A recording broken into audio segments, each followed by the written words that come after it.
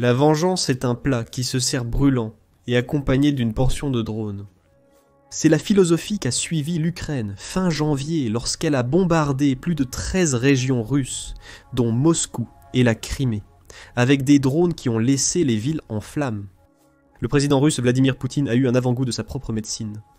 Pendant toute la guerre en Ukraine, il a utilisé ce type d'attaque pour dévaster son ennemi. Maintenant, la guerre est fermement rentrée à Moscou, et le chaos attend la Russie. Alors, qu'a accompli l'Ukraine avec son attaque massive de drones en essaim ? Comment la Russie a-t-elle réagi ? Et pourquoi cette attaque est-elle une parfaite démonstration du karma qui revient frapper durement Moscou ? Le 24 janvier, l'Ukraine a envoyé bien plus de 100 drones dans le ciel au-dessus de la Russie. Ces drones avaient une mission, causer autant de dégâts que possible à Moscou et ses environs. Les opérateurs de drones ukrainiens ont divisé leur immense essaim sur 11 régions russes, ce qui représente aujourd'hui l'une des attaques les plus significatives de l'Ukraine sur le territoire russe depuis que Poutine a commencé son opération militaire spéciale. Parmi les régions visées figurait Ryazan, où se trouve l'une des raffineries de pétrole les plus importantes de Russie, Bryansk, Engels et même Moscou elle-même. Et il y a déjà des raisons claires pour lesquelles l'Ukraine a lancé cette attaque de drones. Comme le rapporte Politico, cette frappe massive n'est que la dernière d'une série qui démontre la capacité croissante de l'Ukraine à atteindre des cibles à l'intérieur de la Russie. L'Ukraine utilise ces frappes pour anéantir la capacité de Poutine à faire tourner sa machine de guerre. Les stocks de munitions sont détruits et les raffineries de pétrole arrêtées, réduisant les obus d'artillerie et le carburant envoyé en première ligne. Le chef de l'armée ukrainienne, le général Oleksandr Syrsky, a tout exposé. Depuis plusieurs mois, les normes de consommation de munitions d'artillerie dans l'armée russe ont été réduites de près de 50%. Si auparavant ce chiffre atteignait 40 000 par jour, maintenant il est beaucoup moins, affirme Syrsky. La récente attaque de drones dévastatrices de l'Ukraine sur Moscou est principalement due à la coupure des lignes d'approvisionnement russes. Mais qu'a-t-elle exactement accompli avec ces plus de 100 drones ? Des rapports ont commencé à filtrer dans les heures et les jours après que l'Ukraine a lancé sa frappe, et c'est à Ryazan que l'Ukraine a obtenu certains de ses meilleurs résultats. D'après Reuters, l'attaque de drones a frappé plusieurs installations de stockage de pétrole à la raffinerie de Ryazan. Ces unités ont pris feu, gaspillant potentiellement des centaines de milliers de barils de pétrole et de diesel que la Russie aurait pu vendre ou envoyer à ses troupes en première ligne. L'équipement de la raffinerie de Ryazan a aussi été endommagé, avec un rack de chargement ferroviaire détruit et un hydrotraitement en lambeaux, limitant la capacité de la Russie à transporter du pétrole autour de l'installation. Ce dernier équipement est important. Les hydrotraiteurs purifient les produits pétroliers raffinés, les rendant utilisables dans les véhicules, chars et avions russes. La Russie doit désormais remplacer cet équipement précieux, sans quoi son usine de Ryazan deviendra un handicap dans les efforts de Poutine pour approvisionner ses soldats en carburant. La British Broadcasting Corporation a fourni plus de détails. Il note que l'installation de Ryazan est immense, couvrant 2,3 miles carrés, ce qui en fait l'une des plus grandes raffineries de pétrole en Russie. Des images de l'attaque, qui ont été vérifiées par la British Broadcasting Corporation, montrent des personnes fuyant la raffinerie à pied et en voiture, alors qu'une énorme boule de feu s'élève dans le ciel. L'Ukraine aurait frappé l'installation de Ryazan en 2 points. Un incendie causé par un drone a eu lieu à l'entrée nord de l'installation, confirmé par la British Broadcasting Corporation, en comparant les panneaux et la disposition de la route aux images pré-attaque de l'usine. Le second incendie était à environ 2,6 km du premier à l'est de l'installation, probablement où les unités de stockage de pétrole ont été touchées. Et ça empire pour Poutine. La raffinerie de pétrole n'était pas la seule cible de l'Ukraine à Ryazan. Elle a aussi atteint la centrale thermique de Novoryazan à proximité. Ces usines utilisent des combustibles naturels, comme le pétrole et le gaz, pour générer de la vapeur à partir d'eau, en la chauffant. La vapeur entraîne des turbines qui génèrent de l'électricité. La centrale thermique était probablement essentielle au fonctionnement de la raffinerie de pétrole de Ryazan. Donc si elle s'arrête, la raffinerie aussi. La frappe réussie à Ryazan seule aurait été un énorme succès pour l'Ukraine, mais Kiev ne faisait que commencer. Moscou était aussi une cible cruciale. Le maire de la ville, Sergueï Sobyanin, dit que l'Ukraine a attaqué la ville directement dans la nuit du 23 janvier et jusqu'au 24 janvier. Sobyanin affirme que la Russie s'est bien défendue, déclarant que les forces de défense aérienne ont repoussé une attaque de drones dans les districts de Kolomna et Romansky, dans la région de Moscou, alors que les drones se dirigeaient vers la capitale. Bien que ces drones n'aient pas atteint leur cible, ils ont semé le chaos à Moscou, forçant l'agence fédérale du transport aérien de Russie à suspendre les opérations dans les aéroports de Joukovski, Funakovo et Domodedovo. Les autorités n'ont pas justifié ces suspensions, déclarant seulement que pour assurer la sécurité des vols civils, des restrictions provisoires ont été mises en place sur les aéroports de Sheremetyevo, Domodedovo, Vuknovo, Joukovski et Kaluga. L'agence a mentionné 5 aéroports, mais d'autres rapports n'en revendiquent que 3. Traduit du langage de la propagande russe, ce petit conflit de détails nous dit 2 choses. Premièrement, l'énorme attaque de drones de l'Ukraine a couvert plus de l'oblast de Moscou que la Russie n'aurait aimé que les gens croient. Et deuxièmement, ces drones ont probablement causé plus de dégâts que Moscou ne l'a prétendu, forçant la fermeture des aéroports. Les frappes de drones massives de l'Ukraine se sont poursuivies, ciblant notamment la région de Bryansk. Vous vous souvenez peut-être de cette région frontalière que l'Ukraine a tenté d'envahir en mars 2023, presque comme un prélude à la contre-invasion bien plus organisée de Koursk en août 2024. La région est clairement toujours une cible pour Kiev. La massive attaque de drones nocturnes de l'Ukraine a vu attaquer l'usine de microchips Kremlin-L à Bryansk, agence de presse télégraphique de l'Union soviétique rapportant les dégâts. 6 drones ont frappé à Kremlin-L dans la nuit du 24 janvier, endommageant une partie des installations de production et l'entrepôt de produits dans Fanny. Aucune victime n'a été signalée lors de l'attaque, mais il est évident pourquoi l'Ukraine a ciblé l'usine. 94% de sa production est destinée au ministère de la Défense russe, l'usine créant des composants clés pour certains des systèmes de missiles les plus puissants de la Russie. Cela inclut le système de défense aérienne ultramoderne S-500, les unités de défense aérienne Pantsir et les missiles de croisière Kalibra de la Russie. Selon Royal Bank of Canada Ukraine, l'installation a fabriqué des puces pour les missiles russes Iskander, capables de transporter des ogives nucléaires, ainsi que pour les drones, les radars et les systèmes de guerre électroniques. La destruction de l'installation l'empêche de fournir les puces essentielles au fonctionnement de ces systèmes.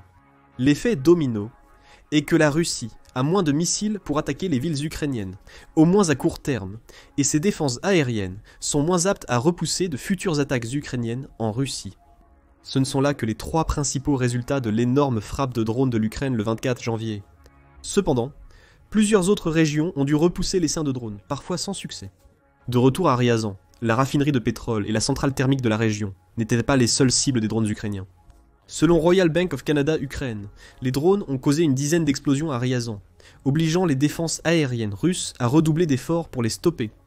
Il est possible que l'Ukraine ait visé la base aérienne militaire de Diaghilevo, en périphérie de Ryazan.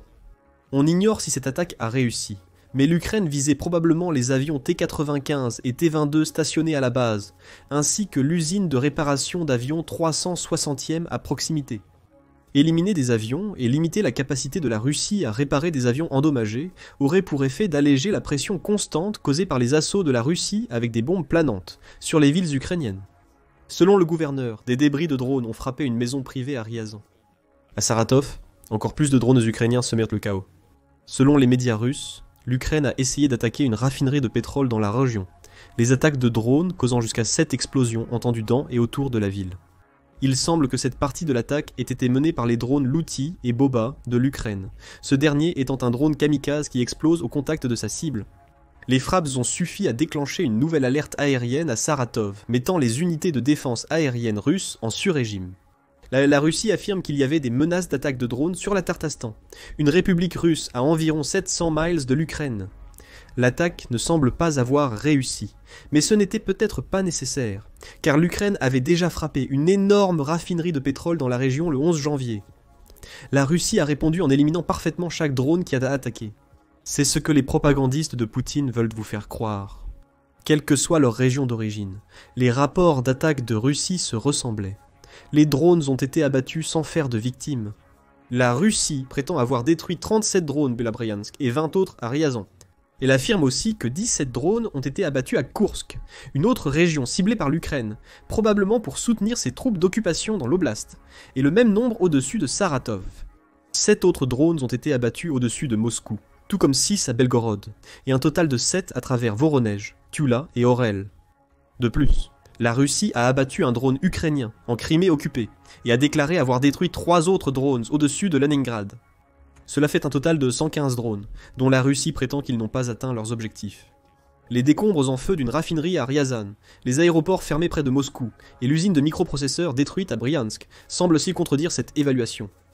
Comme souvent, La Russie tente de nier l'impact de l'Ukraine, restant évasive sur les dégâts du matériel, et se concentrant sur l'efficacité de ses défenses aériennes face à l'essaim entier.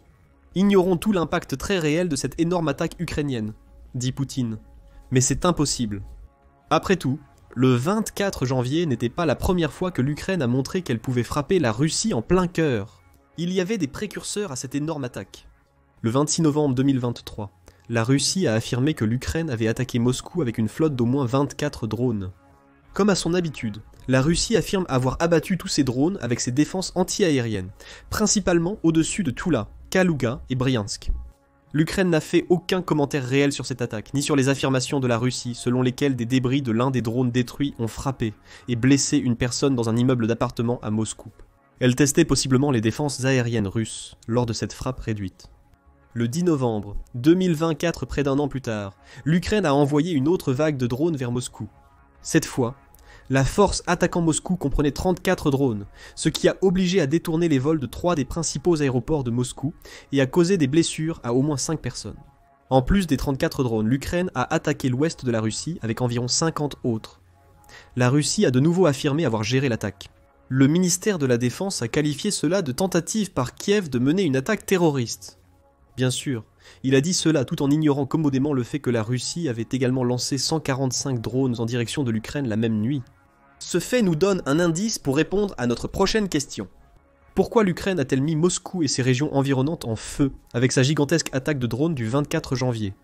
Nous pouvons résumer la réponse en un mot. Vengeance. L'Ukraine souligne avec raison que chaque attaque sur une raffinerie ou une usine de microchips nuit à la machine de guerre russe. Ces dommages soulagent la pression sur le front, en limitant le carburant que la Russie peut envoyer à ses troupes, et en empêchant Poutine de construire des armes pour bombarder les villes ukrainiennes. Mais bombarde les villes ukrainiennes est essentiel. L'Ukraine cible la Russie sur son territoire, car Poutine a passé son opération militaire spéciale à faire cela. Faisant la même chose à l'Ukraine. Le karma revient se percher pour le président de la Russie. En fait, le même jour où l'Ukraine a lancé son blitz de drones, des rapports ont également fait surface que la Russie avait mené une frappe de drone de son propre près de Kiev. Cette attaque a tué au moins 3 personnes, toutes des civils, en plus d'endommager un immeuble résidentiel, certains bâtiments commerciaux, plusieurs voitures et 8 maisons.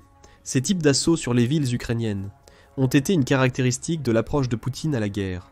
Alors que ses soldats meurent en masse en participant à des attaques de vagues humaines sur le terrain, Poutine envoie des missiles et des drones pour bombarder les villes qu'il veut prendre.